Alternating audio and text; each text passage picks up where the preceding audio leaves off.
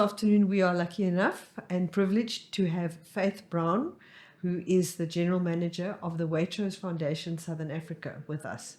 Welcome, Faith. It's really nice to have you and to see you again after many, many years. Thank you. Nice to see you too. Yes. And so we want to know a little bit more about Faith and the Waitrose Foundation. So tell us a little bit about your history and how you came to the Waitrose Foundation.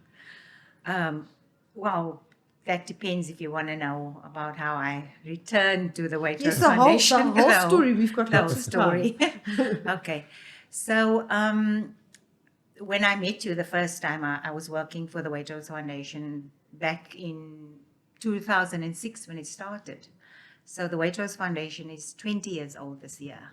Wow. So quite fitting to speak about it. So in 2005, it was started, and I joined the Waitrose Foundation back in 2006 for about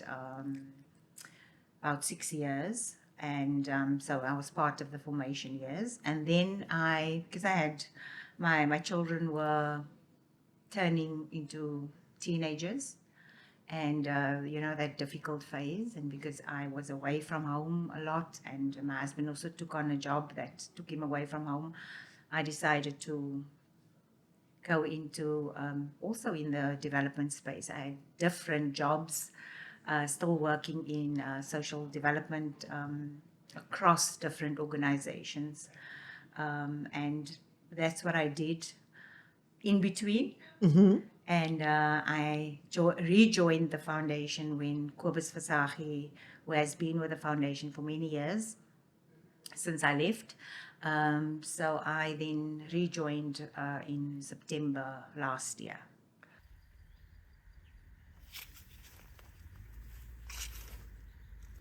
Are you always struggling to find good photos of fresh produce? You need to come check out our stock site. On there we've got anything from grapes, apples, citrus, a whole lot of stuff. Anything you might need that will suit your marketing requirements. Come and check it out. The link will be in the description below. Okay. Oh, wow, what a journey. Yes. And it must have been like a homecoming, but also things had probably moved on quite a lot since then. Yes, absolutely. So it feels like coming home, because, I was a part of the foundational years of the Waitrose Foundation. I was the first person to be appointed in the Waitrose Foundation office back then. And to come back, what's familiar is the fact that these two people who I appointed who are still working for the Waitrose Foundation, which is great to see two familiar faces. And what's also familiar about it is that it's never lost its purpose. It still fundamentally is there to improve the livelihoods of farm workers, or agri workers as we call them, agri workers and their families and communities that supply Waitrose with fruit. I think it would be good if you can first say what and who is Waitrose and what is the foundation. That was going to be my question. I've got a basic understanding of the Waitrose Foundation and how it fits in, but I think not everybody does. Give us the basics. The basics. So Waitrose is a UK supermarket, and they have obviously stores across the UK, and they source fruit and specifically from South Africa, fruit and wine, and a little bit of flowers, but fruit and wine is part of the Waitrose Foundation Southern Africa. So the idea is that everyone who supplies into Waitrose has to be part of the Waitrose Foundation, which means every grower, every exporter, every importer has to buy into this partnership that was created by Waitrose. So it's in essence a supply chain initiative where Waitrose and everyone who makes profits, they push back some of their profits into the communities that grow and pick and pack the fruit for the stores in the UK. So if you were the first appointed of the Waitrose Foundation in South Africa. Yes. How did that happen? And what were you doing before that got you to be part of Waitrose, the Waitrose Foundation? So the Waitrose Foundation was started by Waitrose. Yeah. So they want to have a stable and a sustainable supply chain. So the idea was they were looking at South Africa and all of its socio-economic challenges, and they decided to do something about it, to improve the lives of the farm workers that work on these farms, where they source fruit initially from.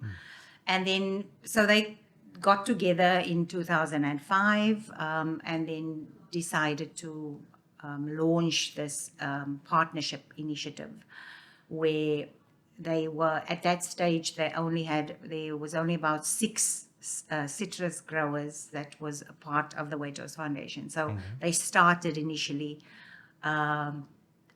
with the citrus commodity, and then moved on to all the other different commodities. But that's how it started, just as a basic idea of we're sourcing fruit from this country, and there are challenges on the farms. People have needs, so why don't we push back some of our profits? And that is everyone in the supply chain. Back then, it was Waitrose that puts in. So Waitrose, who gets most of the profit margin, they, based on the product that's sold, they then pushed back funds. The importers, the exporters, and the growers themselves all contributed to the partnership model to get funds onto farms. But how I got into it is, so I've had some experience before joining the Waitrose Foundation back then.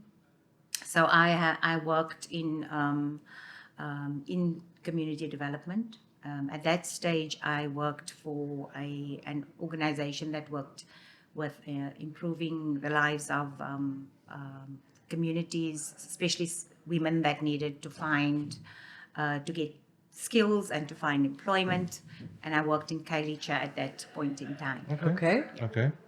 So my love and passion for social development and upliftment of communities, I think that drew me to apply for the job. Okay, so you saw an ad for this? I saw an ad in the paper. Wow. Oh, yes. wow. Okay. Yes, I still remember the logo of the foundation back then, an outline of Africa with the outline of South Africa. Yes. That read, Yes. but so that was the initial logo of the foundation. That drew my attention, and then I applied for the job, and then. So, Faith, the Waitrose Foundation, it's been going for 20 years. It's been making a difference to the lives of people on farms for 2 decades now. I think it would be good if you could just explain how the structure works, so that the funds that come back to the farm, how that is distributed once it gets to the farm. I think that's quite an important thing to set out. So once a season of fruit is over, and then there's a lot of calculations that happen to see how much fruit was sourced from which farm. And then based on that calculation of fruit that was supplied, more or less 2% of retail sales value constitute the fund. It constitutes the Waitrose Foundation Fund, and that comes back into South Africa, or part thereof. And then we receive information as to which farm has produced so much, and this is the fund. So then each farm receives communication that they have a certain amount of money, and that ranges from, every box of fruit that goes into Waitrose, funds are accrued for the sale of that fruit. So whether it's just a couple of units, that those funds accrue to that farming community. So funds are communicated via our office. So we have our team is the strength of the Waitrose Foundation team is that we have a farm support unit. So those farm support managers are responsible for providing support to farming communities to be able to spend the fund. So once they know that what fund they have available, then they communicate, our office communicates with them. There's a visit, and then they decide on which projects to allocate the funds to. So how it works is there's two.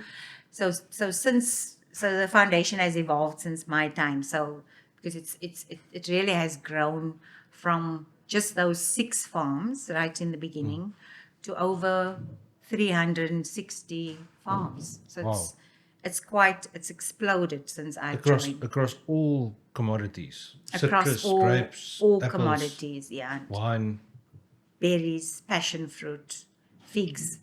So across all commodities, and then there's one wine supplier as part of the Waitrose Foundation. But you can see how it exploded over the last 20 years, and so there's essentially that fund that comes back. There's a percentage that goes into a central pot, and then there's a percentage that goes into worker voice funds. So the difference between the two is the worker voice funds, as the name states, is in essence the workers themselves decide. So what our job is to go and sit with the workers, and not necessarily, we don't want to hear from the farm manager, or we want to hear what the workers has to say, and then to have that conversation with them to speak about their needs and the needs of their communities, because in essence they know what the needs are, and they know what the challenges are, and in many instances they know how to solve it. Some instances they don't necessarily know, and we're there to provide that support, to say, well, there's a need for these children running around in the orchards. Okay, what do you need? You need to provide an aftercare initiative or an ECD facility, or so there's that conversation. So that fund, they then decide how to spend that fund. So every farm then they then have to apply.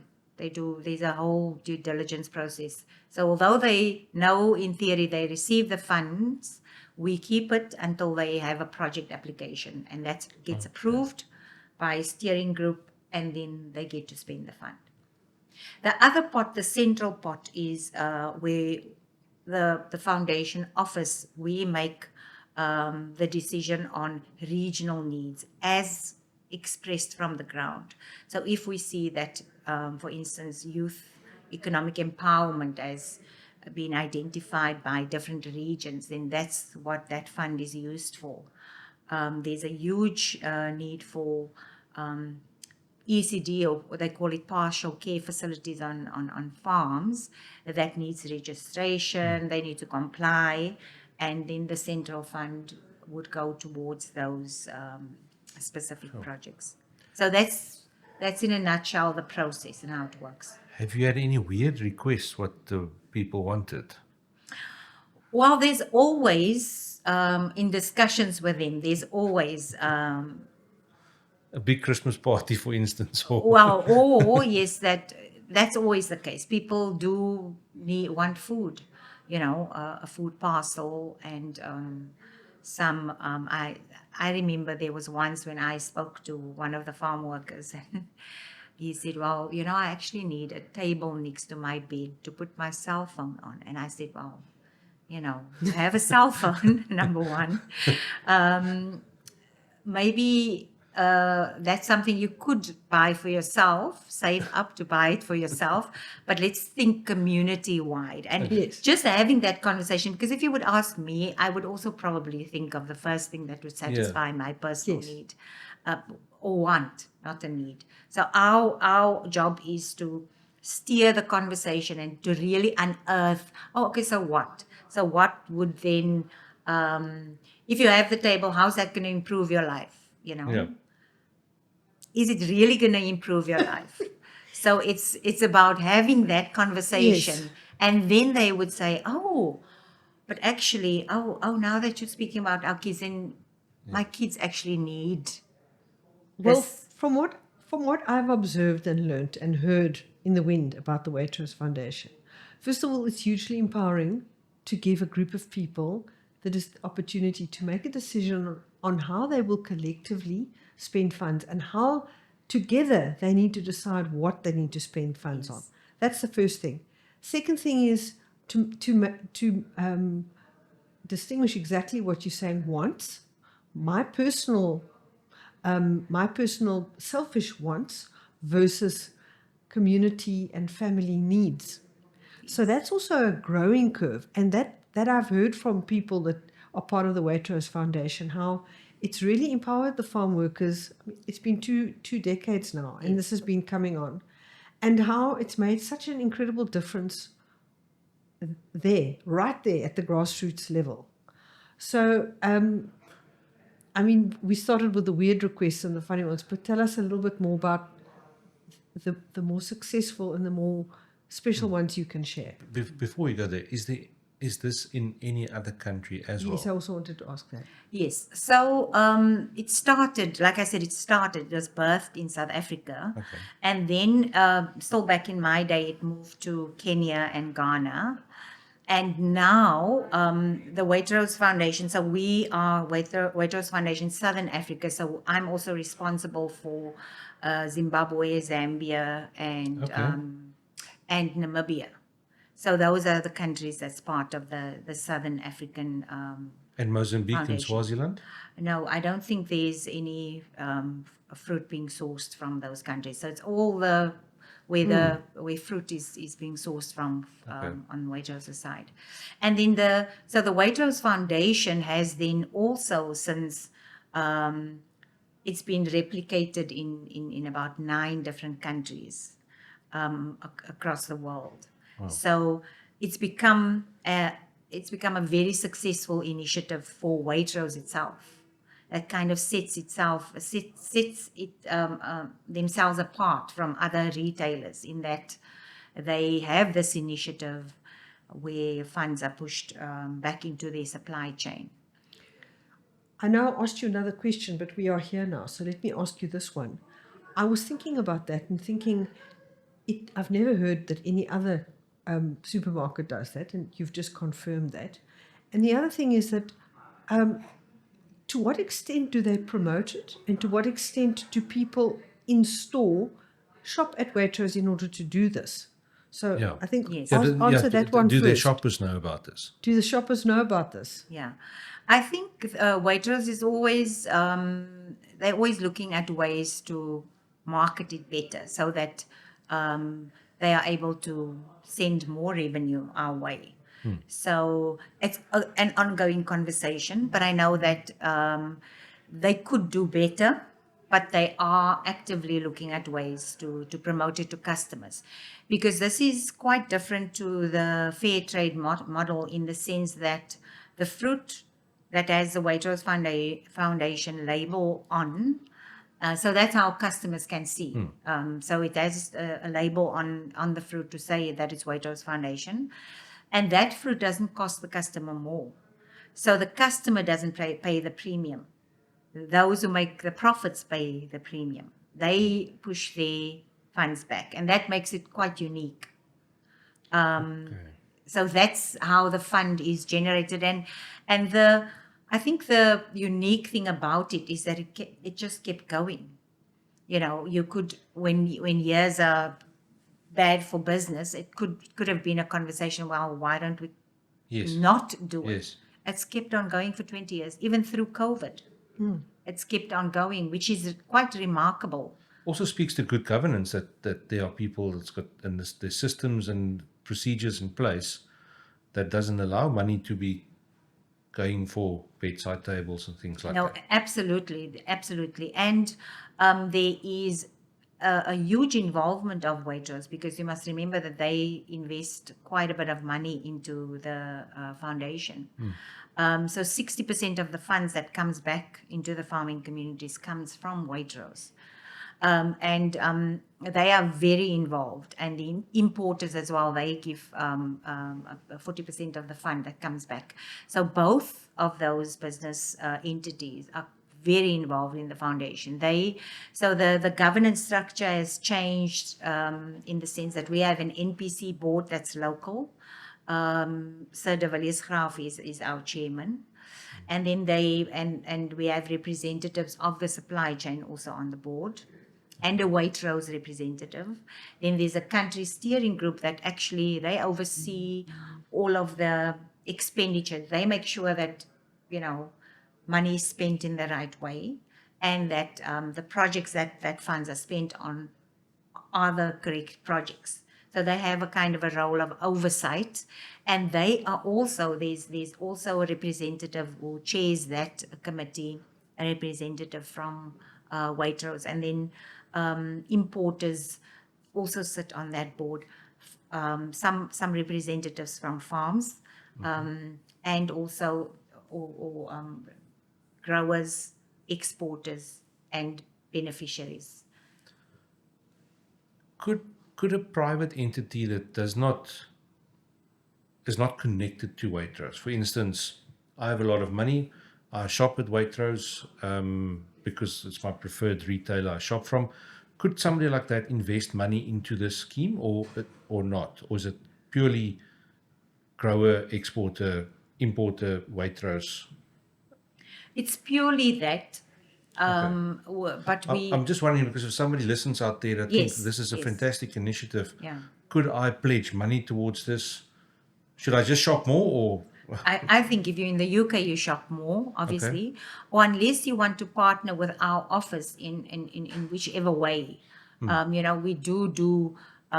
So we partner with certain initiatives where we probably pay a percentage of the project. Like we partner with it's a program called Year Beyond, and that's a government initiative where they take on young people for a year and put them through a program. So we partner with them to help our farming communities, specifically in Ceres.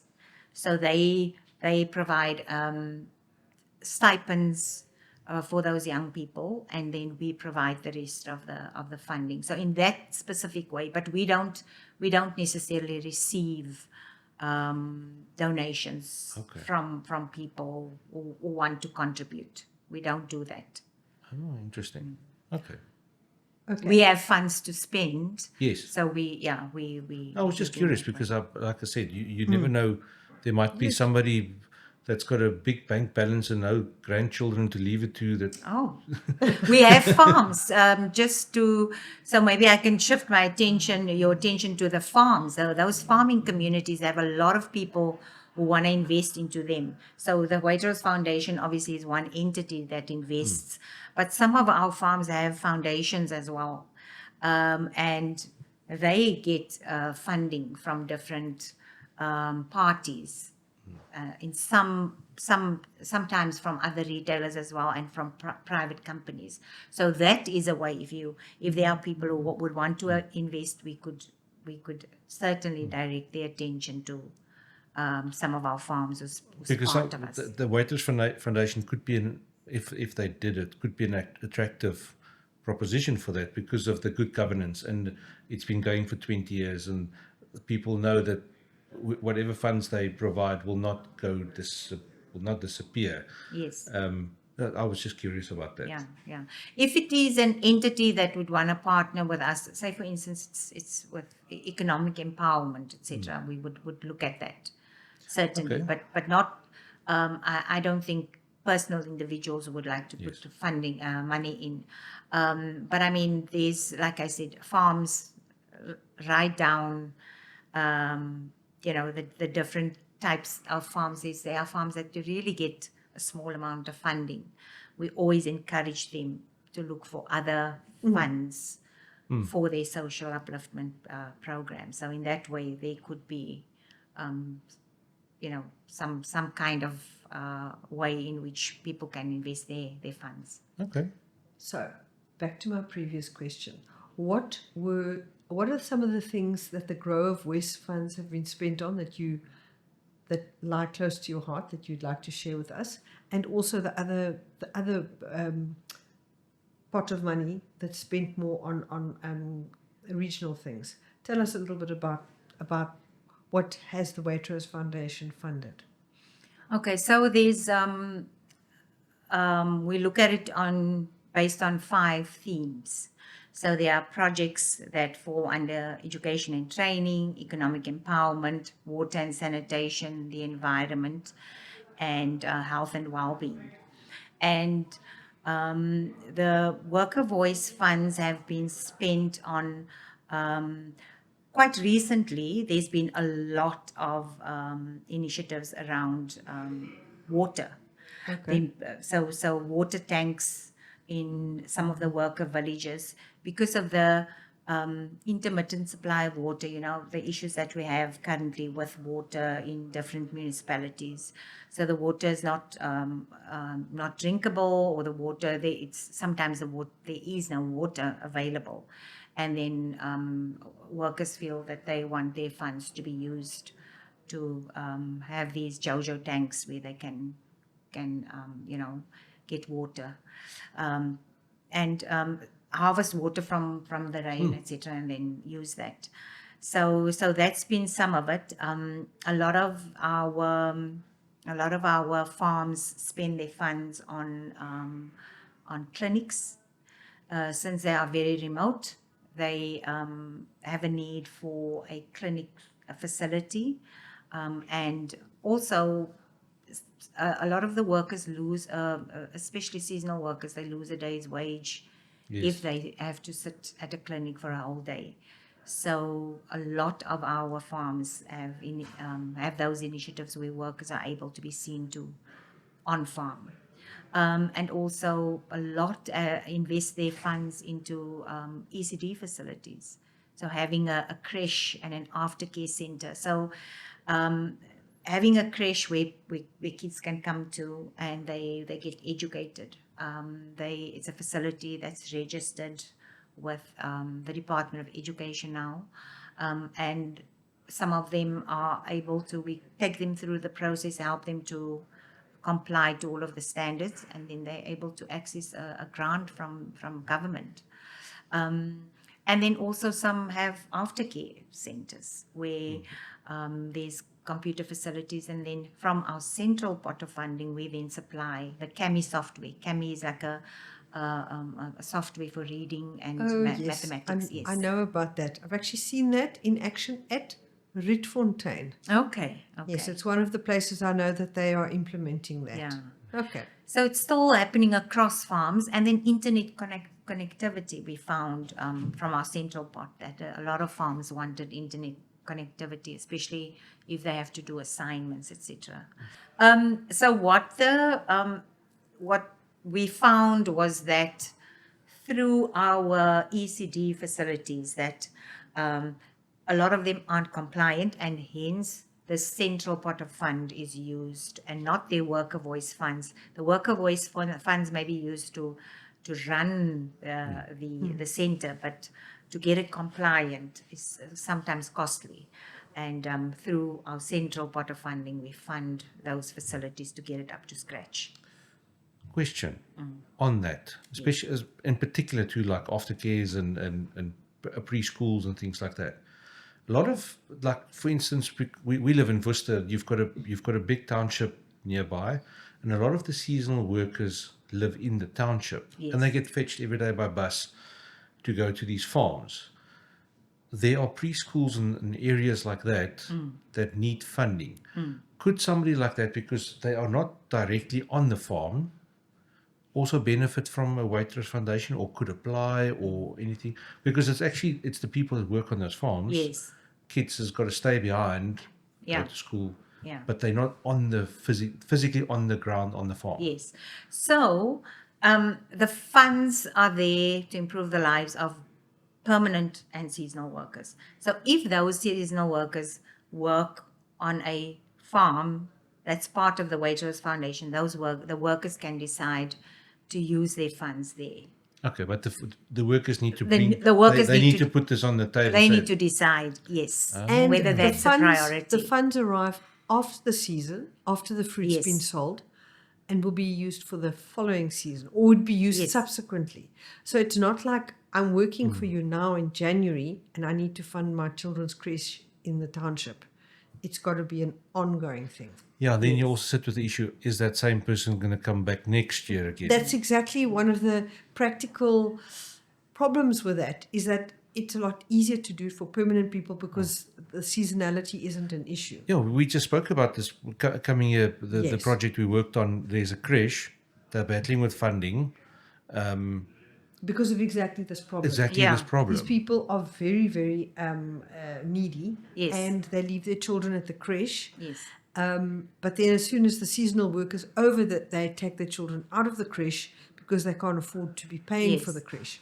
So it's just a sad situation. But it just actually shows what you guys are doing for the people that are on the farms, because we all know the difference that early childhood development Yes. care makes to children and to their lives.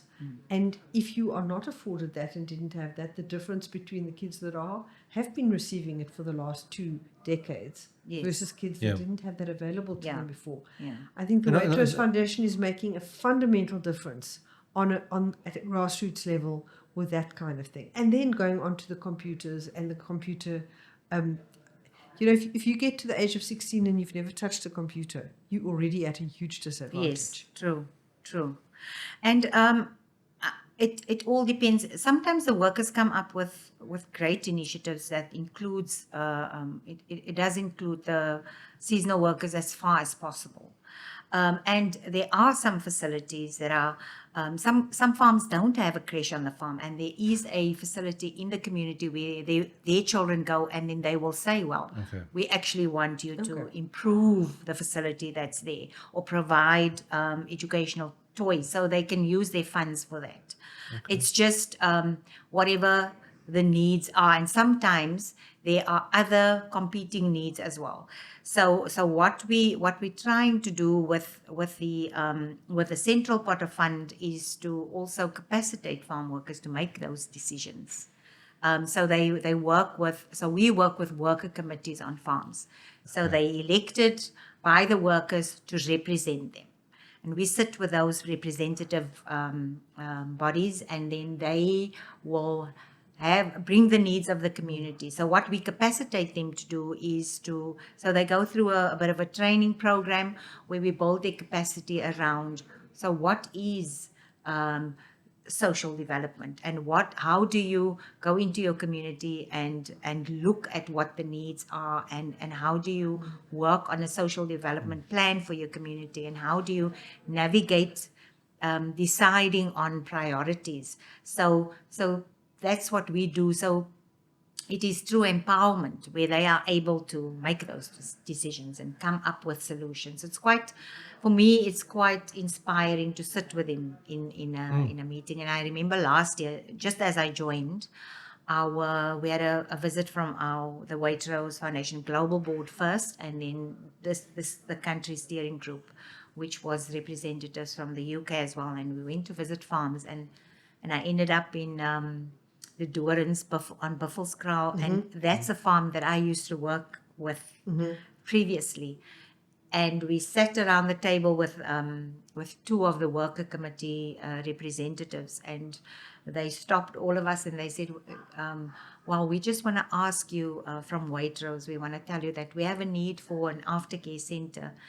So can you give us more money? So that engagement, that boldness Yes. would never have been there, No. and then they would, so they engaged them, and they had all kinds of, told them all the details of, we have so many children that needs this and that. And the people from Waitrose went away from there thinking, but how can we help them solve this problem? So that boldness and that, it comes from, That wouldn't have been there 20 years wouldn't ago. have been No. there. Wouldn't So have been there. that empowerment, Yes. they were feeling a lot more powerful and a lot more confident to ask those questions. Yes. And that comes from major learning and capacitation, as you say. Yes. Building that human capacity and what that is doing for their children too. Because if the parent grows, the child grows too. Absolutely. Is there do you guys go back 6 months? Let's say they get a lump sum of money for a creche and it's being built and it's put into place. Do you go back 6 months later just as a spot check to see how it's going? And let's say the project fell apart, but they got the money. Is there a way to say, right, next year you're not getting money? Or I'm making Yeah. an example here. Yeah. Are those things in place Yeah. as well? Yeah, we're required by Waitrose to have a robust monitoring and evaluation system in place. So on our team, we have a monitoring and evaluation specialist. So the whole process of approving a project is quite robust, has to meet certain criteria, and then ensuring that it gets implemented, and then we then go back and see whether it has been implemented, and then also what the learnings are. That doesn't always work out. If it doesn't work out, then we will know, and then we will pivot. Yeah. But there is, if you say these are, so it's quite technical. This is why we're applying, and these are the outcomes. So we envisage that by doing this we will see. So those are the kind of things we measure. So have you seen an improvement? Okay. So one of the worker voice projects also during load shedding was a lot of them wanted either solar lighting or solar panels, those kinds of things. So those were provided. But then at the end of the day, we want to see, does it improve their lives? Does it also mean that there's a reduction in what they're paying for electricity? Yes. So that they have more money for food at the end of the day. Or better marks at school because the Absolutely. kids can now study in the evening. Absolutely. So we have those measures in place, and this time of the year, when it's the end of our financial year, we have to supply Waitrose with the Waitrose Foundation office in the UK with a report to say that this is what we achieved, and this is how we measured it. So we go back and we measure what we have. Okay. The Well, projects wow. on the farm. Because most of these projects happen more or less in a structured environment on farms, there, I suppose, are safeguards in place that these things generally continue. They might not thrive and grow massively, but it's not that easy for them to fall apart. Yes, and also there's a commitment from the farm owner or management. There's that commitment, and it's an easier way to implement development because you have that extended hand. So there's always the help, there's always the support, and there's always the commitment that if the Waitrose Foundation does not, they don't supply next year, all of a sudden there's no funding coming back. There's a commitment from them, and we ask for that as well. They will then continue to fund the salary of the teacher in the creche, for instance, or they would continue with this project. So we have those kinds of commitments. Because you must remember, on some of the farms, the farm managers already put in some of their funds as well. And time. And what we do is we work through a project coordinator as well, because the farm workers are working. And in many instances that project coordinator, who's our contact, that's their secondary job. And they don't get paid to do it. So it's someone who does something else on the farm, and then they're also responsible to communicate with us and to ensure that these project applications come in, that the funds are used in the right way. So we do have that extended hand. Like I said, it's a partnership, and that always helps. Do you guys feel that the general South African public are not aware of all of these things that you are doing? I do think, yes, that there's a bit of a I don't know how widely it's known. I don't think. I think it's a difficult one because the people making the difference are actually the consumers in the UK.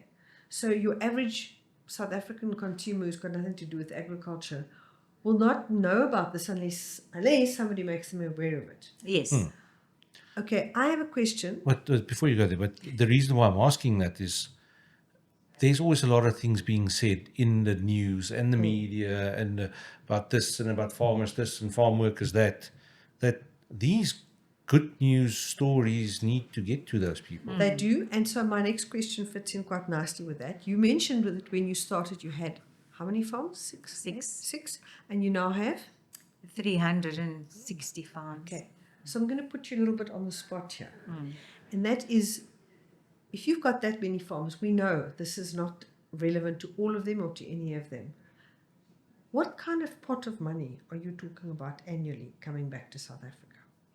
About, at this point in time, 1 million pounds, which is about 23 million rands. So that money is coming in and being split up to the farmers in the percentage they supplied. Yes. So the more you supply, the more you will get back. Yes. Okay. So it's quite a significant amount of money that comes back. Yes. And into because South Africa. it's pounds coming to rands, it's Yes. times 20. Yeah.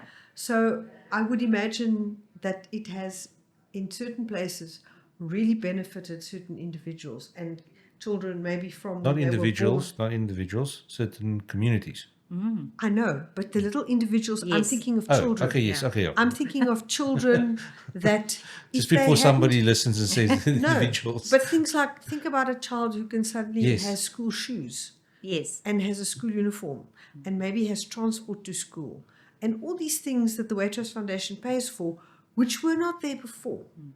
And so it's making a massive difference to youngsters that have actually grown up with us now on some of those farms. Is that correct? Yes, that's correct. Because I'm just thinking about, so we have, as part of our central pot funding, you were asking about those projects. There's a youth economic empowerment project where 20 individuals from the Durance area and some from the Northern Cape have been part of this project. And then one of those young men, I still remember that he was part of the creche on one of the farms in the Durance. Isn't that incredible? So to see him, and he's gone through personal development training, and he now has a sports admin qualification as well, and he's on a learnership and earning a stipend for this year. So he has done quite well. And to see him develop and to see this little boy, he still has the same face. When I saw him, I knew who it was. But it is quite something to see how they've come through the system and have developed. Right. So now here's an idea for you. That boy, you need to get an interview with him and his parents to know what has Waitrose Foundation done to help him. Yes. And that's the story. You're going to sell in the shop in Waitrose how people buying South African fruit have helped that kid. Yes, and we actually have an interview of him on our Instagram page. So you're ahead of Wow. us. Yeah. There you go. Pleased to see you. As they say, you're up it. Yes. And also, I think something that we have started again is the bursary fund. Okay. We had it's also part of the central programs. We've had it back in my day where we supplied bursaries to a couple of students from a farm. So quite interestingly, when we started with the program many years ago, I had to go and find people, two students to give the bursaries to. I remember I did such a lot to babysit them just to make sure that they are successful. And Jolene Isaacs from No, she is, yes. yeah. So she got a bursary to study financial management at one of the colleges. She's from Robertson. And I remember... She got a bursary via the Waitrose Foundation. Yes. Wow. Not that Jolene Isaacs. Another no. one. Yeah, Okay. someone else. I know I who was you're just talking thinking, about. no, Not Jolene. That's not going to work. That's Jolene, yeah. Yes. It's Jolene Isaacs. So she did financial management. And I remember when I interviewed her and I asked, what's your dream? Where do you want to work one day? She said, I want to work in ABSA in Robertson. And guess where she's working today? In ABSA in Robertson. So she did a financial management course, and she works there. And I have her on Facebook as a friend, and I chatted to her a while ago, and I said, you know, Jolene, you have to now get something else as a next Yeah. step to your goals. And she's married, she's got two kids, and just to see her, you know, posting all her pictures. That's also an incredible story. It is. And then when I visited in the beginning of the year, we went to the Eastern Cape, and I went to find Likaya, who was also a bursary recipient, and he studied HR management, and he is working at one of the pack houses as an HR officer. Wow. So And he came from the farm. came from the farm and went to study that. Now you wonder what sparked a farm worker's child to go study HR. Yeah, it was, and I know who the influence was, because Claire, who works at Catco, Oh, Claire was still. yeah, I know her. took quite From way an back. interest in him, and it's through her guiding him that he landed up there, and she really took quite a keen interest in him. And when I visited Claire, and I said, well, I want to see Likaya, and we went to go and see him. I took a picture with him, and he said to me he's going to build a house and he's going to get married. So just to see his improvement. And then our top person that I'm so proud of is someone who also gave a bursary to, and he was in Mpumalanga. He was at the Lowveld College, just doing a normal N qualification, a diploma. And it was in farm production. And his marks it wasn't very good either. But I met him at the airport, and he said to me, ma'am, just give me the bursary. I can't get him to say faith. Please give me the bursary. I'll make you proud. And I met up with him after he came back from Ireland, because he went on, he did his degree. He got a scholarship to go to Ireland to do his master's in climate resilience. He did that. He's now currently busy with his PhD. Wow. So quite a remarkable story of a little boy that, you know, lived on a farm, and he just decided that, well, I want to study. And when he said, I want to make you proud one day, I said to him when I saw him, because he came to see me after he came from Ireland, even though I wasn't working with the foundation anymore, we kept in touch. And he said, thank you very much for believing in me. And I said to him, oh, you said you were going to make me proud, and I'm very proud. So, Sure. yeah, there's remarkable stories out there, lives of people that have fundamentally changed because of the Waitrose Foundation. And I am immensely proud to be a part of it and to be back. It's like I'll be able to end off my career with the Waitrose Foundation. And I mean, I'm passionate about the work of the foundation, and just seeing people's lives improve and seeing them take charge of their lives. That's just great. You know, I think I'm listening to this and thinking it's phenomenal. I go into a supermarket and I'm in a hurry, and I've grabbed my little trolley and I'm pushing it down the aisle, and I'm just going to grab some stuff because I need some stuff for home. Okay.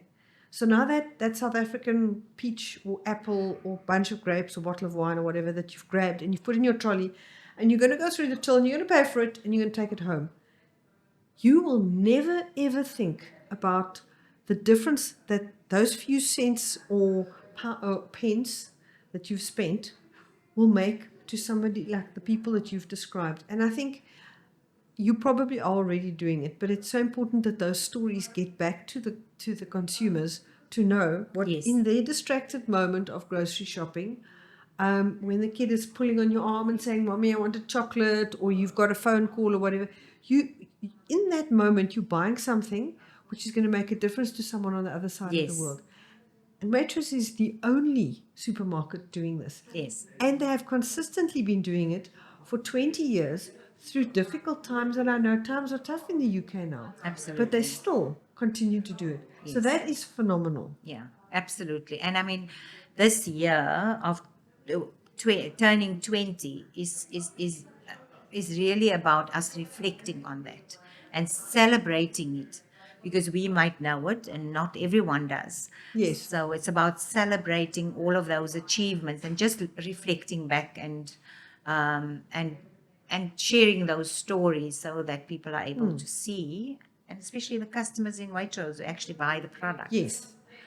And when you look down the road into the future for the Waitrose Foundation, do you have any new plans for the future? Or are you going to continue what you're doing? Is there anything to share? Well, I think it's just about ensuring that we do more for the workers that the funds accrue to. If it means capacitating them more and also giving much better support, then that's what we're going to do. So in essence, we exist, our office actually exists to be able to make a difference in the farming communities. And that's what we're going to do more of, to make sure that they are able to spend the funds to improve their lives and to become better at the end of the day, and to have better lives.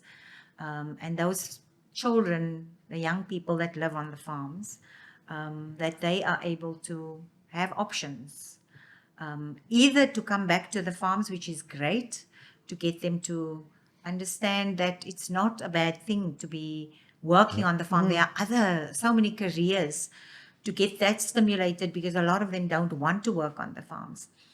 So to get them to understand that it's also good. There, Siyabonga he did all of his qualifications in agriculture. So he'll contribute greatly. And I think for people to get that understanding that that's also good, but it's also just as great to venture out and to take up their space in the world, to make them dream bigger. Fascinating. Well, it is incredible. And this is one supermarket that's made this decision and they're sticking with it. I don't know of any others who've tried this or even thinking about doing it. So congratulations to Waitrose for doing this. Absolutely. We've got a wrap-up tradition where we ask you a question from somebody else. Okay. They don't know who it's going to, and you don't know where it comes from. And all the questions we got from people, you've answered like extensively during this thing. So I've had to go and scroll back quite a bit to go and find one. So it's totally random. Would you rather take a 1 hour car trip somewhere or a 1 hour plane ride somewhere? Wow. I would do the 1 hour car trip.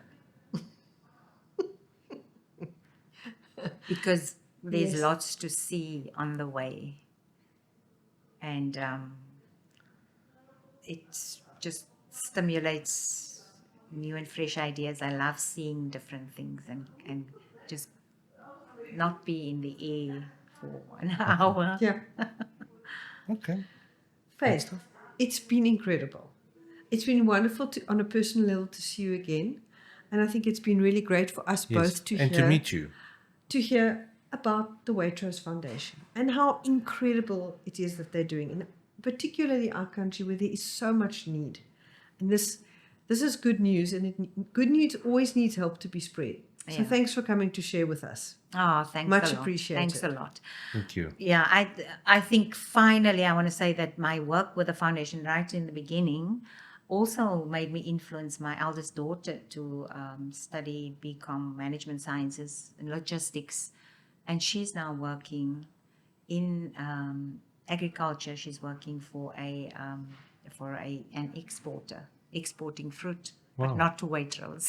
Not yet. Fantastic. Not But yet. nonetheless, the Waitrose Foundation even inspired you, to Yes. inspire your family. Yes, So that's pretty absolutely. cool. Absolutely. What an amazing story.